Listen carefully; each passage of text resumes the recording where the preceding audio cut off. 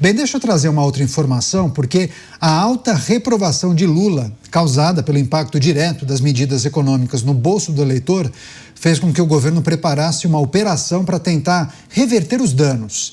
Dentre as ações, os ministros tentam tirar a culpa do Planalto sobre a chamada taxa das blusinhas e transferir isso para o Congresso, a responsabilidade do imposto. Além disso, a tentativa de regulamentar o trabalho por aplicativo acabou virando um outro problema para a campanha à reeleição, pois essa proposta foi amplamente rejeitada por quem? Pelos próprios entregadores e motoristas das plataformas, o que gera, inclusive, mobilização nas ruas. Em São Paulo, várias já aconteceram, dos motociclistas.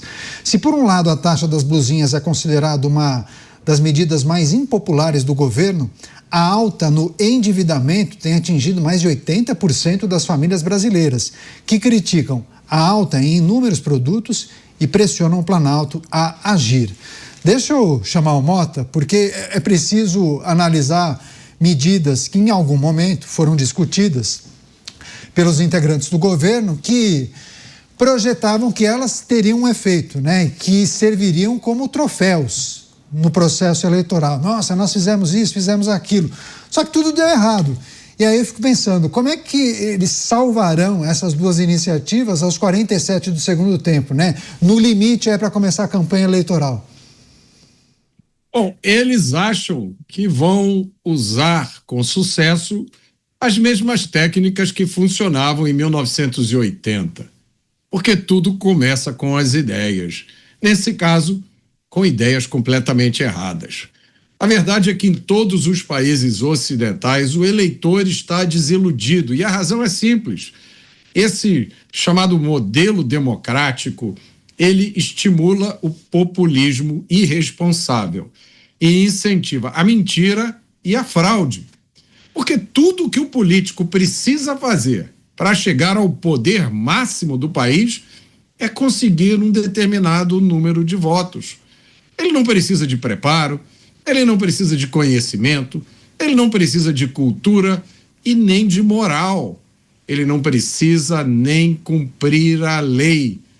Tudo o que ele precisa é conseguir enganar um número suficiente de pessoas. Pois é, deixa eu chamar o Dávila, que também tem avaliado as medidas que foram tomadas, o impacto e a rejeição, daqueles que em tese seriam beneficiados. É muito louco isso, Dávila? Quando uma administração propõe algo que em tese tem o objetivo de melhorar e aquele que seria o beneficiado diz não, eu não aceito isso e isso vai prejudicar a minha vida. Foi o que aconteceu no caso dos motoristas de aplicativo, ou pelo menos os entregadores, os motociclistas. O PT vive num mundo virtual, é o governo avatar, não tem nada a ver com a realidade. Este é o governo, Canhato, que aumentou 28 vezes impostos. Este é o governo recorde de arrecadação. Este é o governo que, se olha um lugar que ainda não foi devidamente taxado, lá vai criar uma lei para meter a mão no bolso do brasileiro e arrancar mais um pouco o dinheirinho que está no bolso de cada um que trabalha, produz e investe no Brasil. Agora o governo quer passar a culpa desta impopularidade para o Congresso Nacional.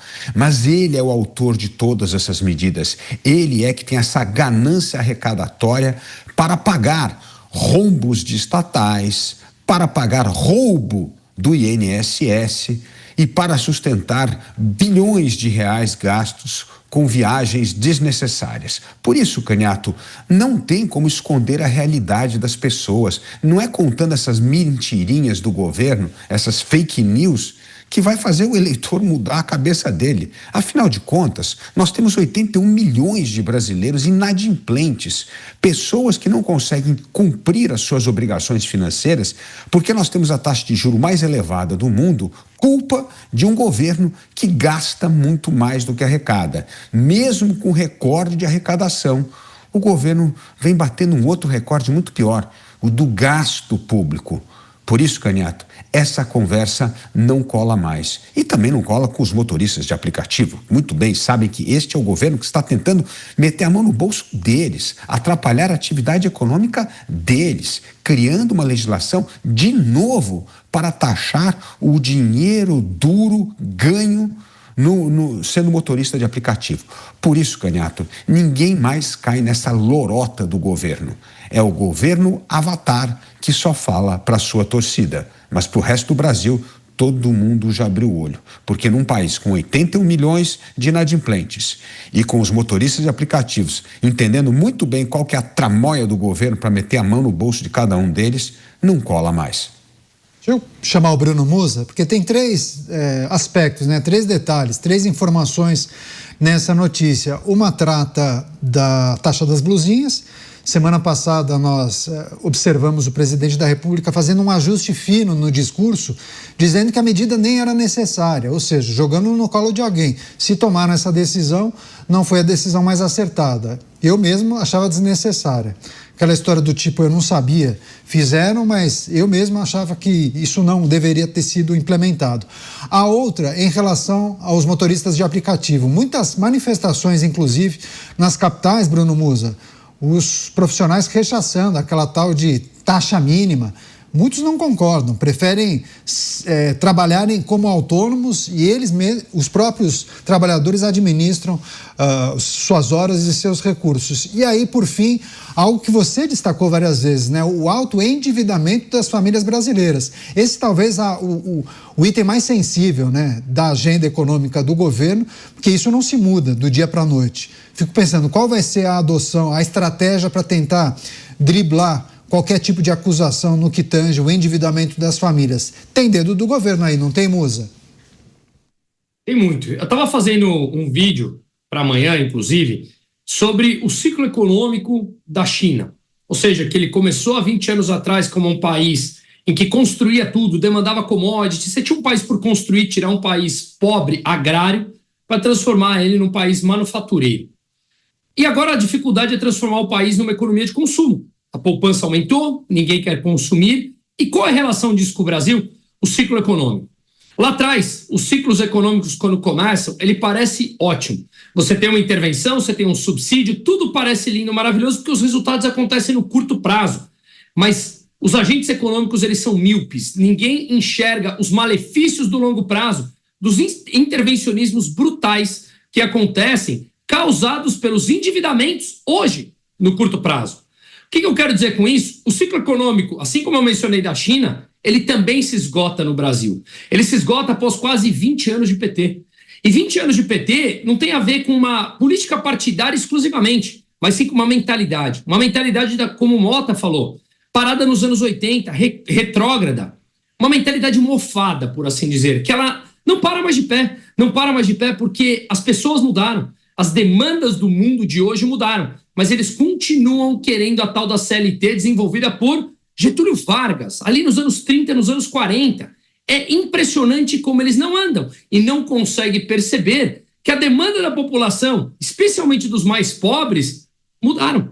Ou seja, pessoas que pedalam a sua bicicleta para entregar os seus, entregar ali as compras de supermercado, ou pessoas que dirigem os carros ou motos de aplicativo, não querem trabalhar das 9 às 6, das 8 às 5, com uma hora de almoço.